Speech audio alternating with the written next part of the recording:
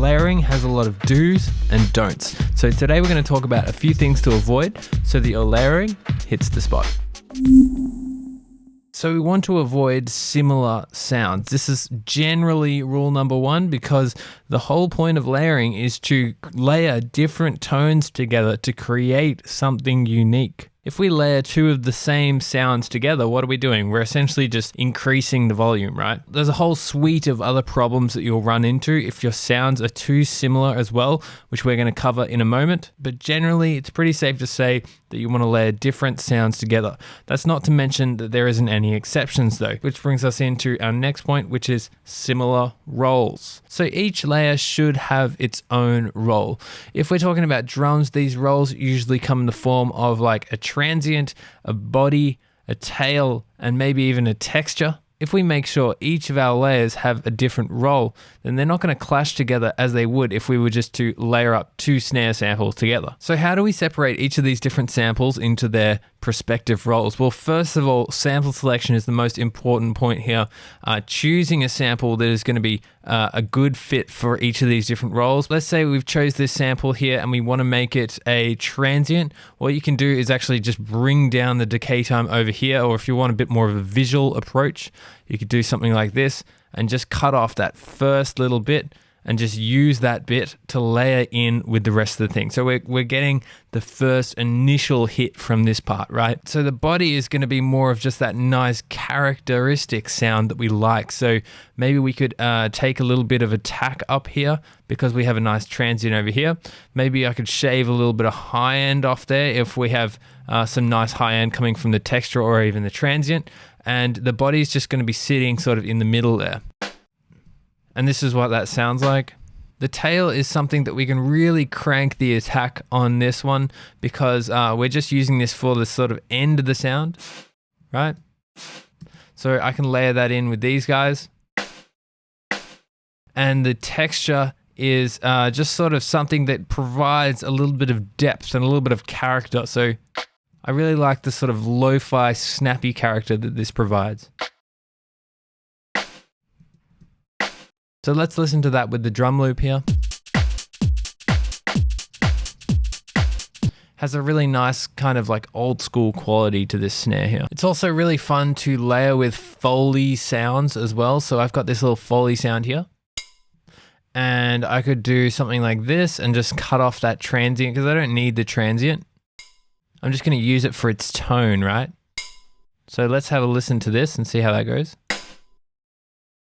And that just gives it a nice kind of metallic tone to the actual clap, right? If you don't have any Foley sounds, this sample back here is actually a free one from the EDMProd website. I'll leave a link to it in the description below. Frequency buildup is something that we should be careful of when we're layering as well. The most simple way to get around this is simply by just EQing each sound to have its own little slice of the frequency spectrum. So maybe it would be like taking the high end off this hat and then sort of just taking the low end and just keeping the high end on this one so that we have these two layers that kind of work together frequency-wise. Another thing with frequency overlap to be careful of is the actual peak volume of your track. Let's have a listen to this clap here, right? Around about -8 decibels. If we have a listen to this one, you know, it's kind of around about the same spot, right? But if we add them together, let's have a look at this. Look how it jumps up all the way to -3 decibels because of the interactions between them. So this is frequency buildup. This is essentially we're having peaking frequencies around about the same spot and then they interact together to create this big harsh peak. So here it's right on -3, but if I move this start point around over here, you can see that it actually changes the peak value because now the peaks aren't actually aligned on top of each other, so we're not going to get so much frequency buildup. If you can't simply just change the start time like this, you can also use a delay. So let's have a look at how delaying the signal, I'm going to put onto 100% wet, turn the feedback down. So it's up around, you know, -3 decibels here, but if I pull up this delay, you can see that peak value drops, and that's essentially the exact same thing as this start marker. We're delaying this transient, right? We're delaying it as we pull it back like this. Now we can also achieve something similar with a compressor. Just make sure your makeup gain is turned off. I'm also going to boost the ratio and turn the attack down. And then you can see how you can really control the peak level with this compressor. So as I pull it down, you can see that we can really decrease that peak level. Phase cancellation is something that you should avoid as well.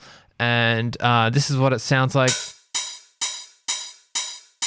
This is what happens when we layer two sounds that are really similar to each other on top of each other. Because these sounds are so similar, we create this weird phasing effect. Now, phase cancellation is usually a lot less obvious than this. You know, something that has a lot of punch like a snare or a kick drum, if you're layering that, usually phase cancellation might just take away a little bit of that punch. So what I would recommend is to invert the phase of one of the sounds and see if it sounds better or worse. So, you know, if you've got two kick drum samples and you're trying to see if one is phased or it sounds a little bit not as punchy as it could be, invert the phase of one of them, see if it sounds better. If it doesn't, turn it back off again. Again, what you can also do is get a delay and slightly delay one of the sounds to see if it sounds better as well. And if neither of these work, then just choose another sample and save yourself the trouble.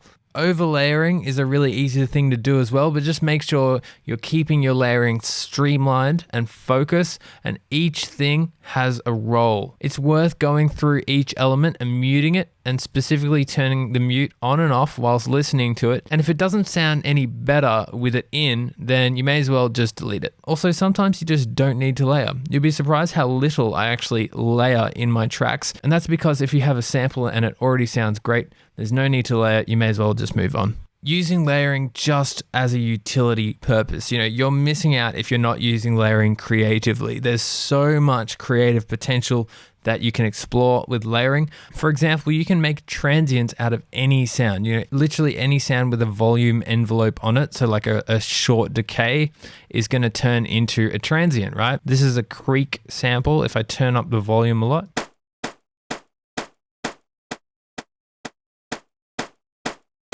this kind of sounds like it could work in a snare layer, right?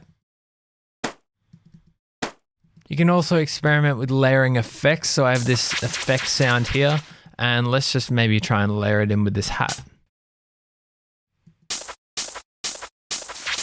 So I could do something like this and loop it over, and then find a nice loop in here.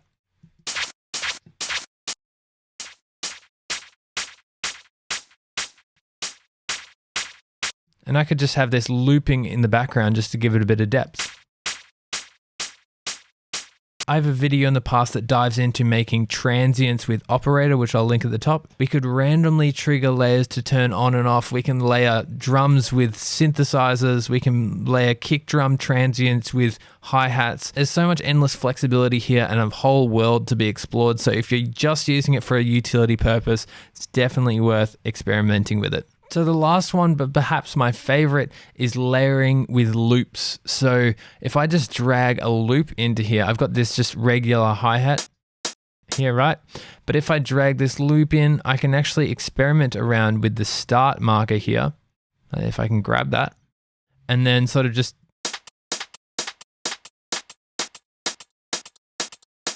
use loops to create texture and little ghost notes in the background that give a lot of flavor and depth to my hats. You can also use the sustain and the decay here to really shape it how you want it to.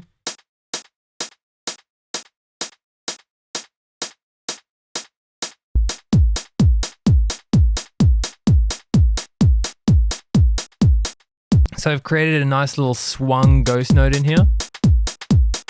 A technique like this is especially good for really crispy, interesting techno hi-hats as well. So layering is really whatever you want to make it. You know, there's endless potential with the different ways which you can use it. So go out there and make sure you're purposeful with your layers. Make sure you're avoiding any unwanted frequency clashes or peaks or phasing. Make sure your sample selection is really on point as well. And then just go experiment and get creative with it. So if you have any questions, leave them in the comments below. If you've enjoyed the video, remember to like and subscribe to the channel. Otherwise, thanks for hanging out, stay safe, and I'll see you in the next video.